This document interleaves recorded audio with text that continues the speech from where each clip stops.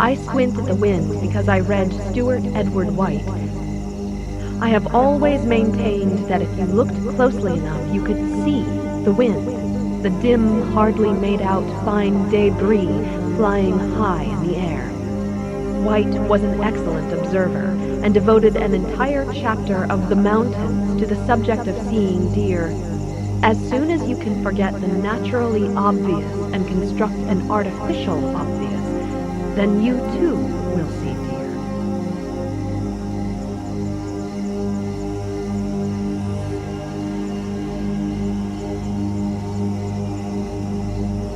The world has signed a pact with the devil. It had to. It is a covenant to which everything, even every hydrogen atom, is bound. The terms are clear. If you want to live, you have to die. You cannot have mountains and creeks without space, and space is a beauty married to a blind man. The blind man is freedom, or time, and he does not go anywhere without his great dog, death. The world came into being with the signing of the contract. A scientist calls it the second law of thermodynamics. A poet says, "The force that through the green fuse drives the flower, drives my green age." This is what we know. The rest is gravy.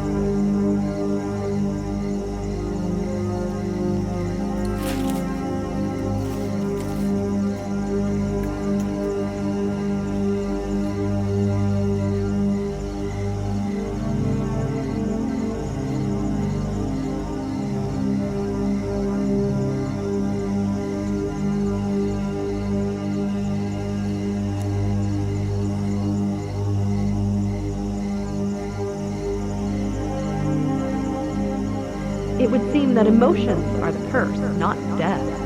Emotions that appear to have devolved upon a few freaks as a special curse from malevolence. All right then, it is our emotions that are amiss. We are freaks, the world is fine, and let us all go have lobotomies to restore us to a natural state. We can leave the library then, go back to the creek lobotomized, and live on its banks as untroubled as any muskrat or reed. You first. Of the two ridiculous alternatives, I rather favor the second. Although it is true that we are moral creatures in an amoral world, the world's amorality does not make it a monster. Rather, I am the freak. Perhaps I don't need a lobotomy, but I could use some calming down, and the creek is just the place for it. I must go down to the creek again. It is where I belong, although as I become closer to it, my fellows appear more and more freakish, and my home in the library more and more limited.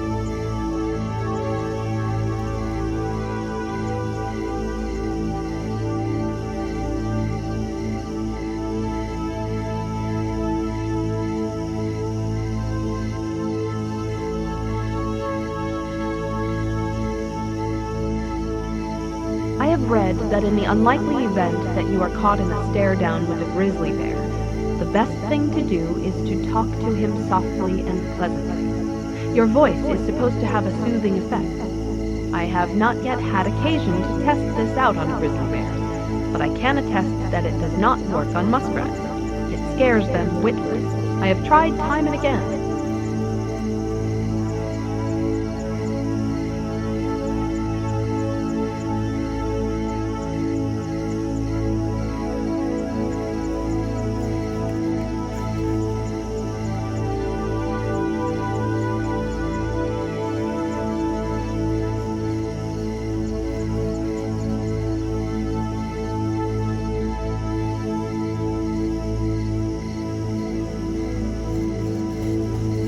That it's rough out there and chancy is no surprise. Every live thing is a survivor on a kind of extended emergency bivouac. But at the same time, we are also created. In the Quran, Allah asks, "The heaven and the earth and all in between, thinkest thou I made them in jest?" It's a good question. What do we think of the created universe? Spanning an unthinkable void with an unthinkable profusion of forms? Or what do we think of nothingness, those sickening reaches of time in either direction? If the giant water bug was not made in jest, was it then made in earnest? Pascal uses a nice term to describe the notion of the creators, once having called forth the universe, turning his back to it. Deus absconditus. Is this what we think happened?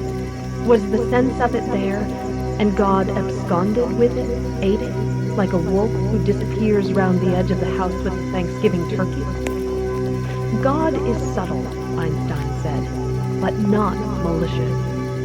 Again, Einstein said that nature conceals her mystery by means of her essential grandeur, not by her cunning. It could be that God has not absconded but spread, as our vision and understanding of the universe have spread, to a fabric of spirit and sense so grand and subtle, so powerful in a new way, that we can only feel blindly of its hem. In making the thick darkness a swaddling band for the sea, God set bars and doors, and said, "Hitherto shalt thou come, but no further." But have we come even that far?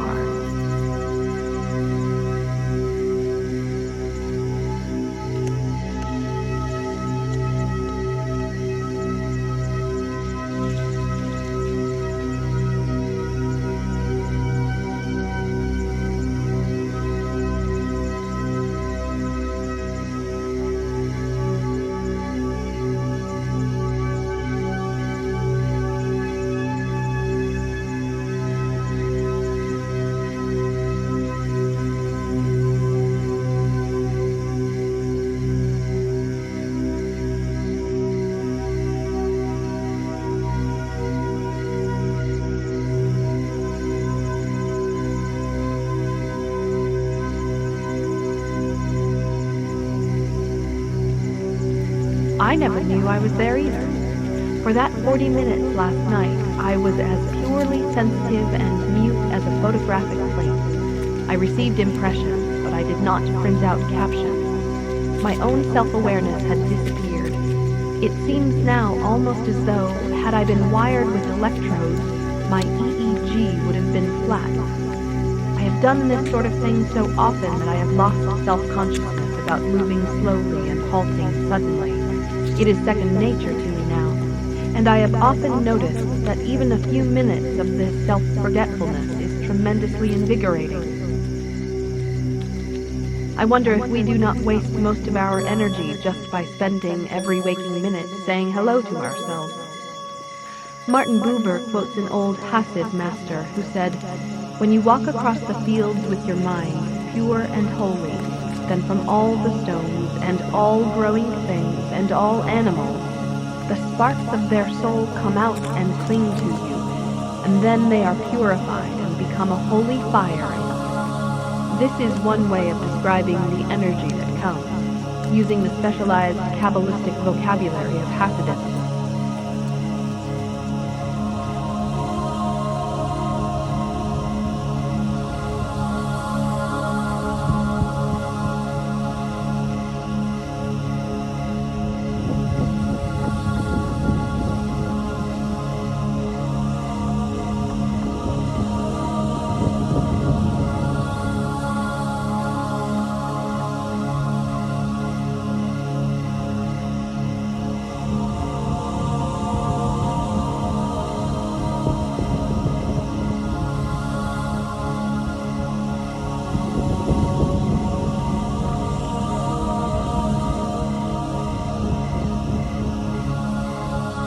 Somebody showed me once how to answer a bob white in the warbling, descending notes of the female.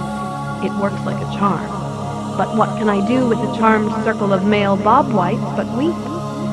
Still, I am brutalized enough that I give the answering call occasionally, just to get a rise out of the cliffs and a bitter laugh. Yes, it's tough. It's tough. That goes without saying. But isn't waiting itself and longing a wonder, being played on by wind, sun, and shade?